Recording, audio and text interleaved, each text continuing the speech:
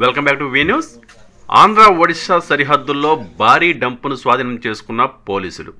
ఏఓబిలోని మల్కనగిరి జిల్లాలోని Kalimela police station పరిధి కుర్మన్నూర్ పంచాయతీ పరిధిలోని అడవిలో లభ్యమైన డంప్.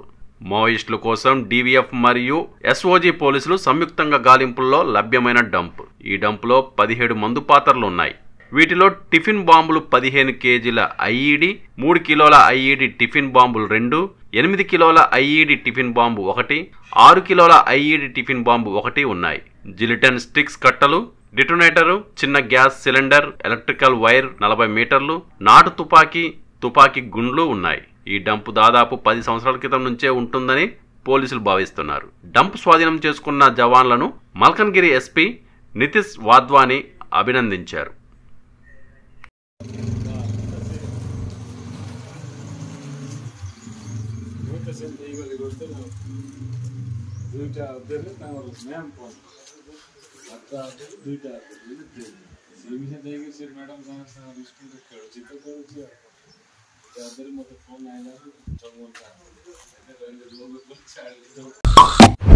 నిరంతర వార్తా సమాచారం కోసం మా వి న్యూస్ ఛానల్ సబ్స్క్రైబ్ చేయండి.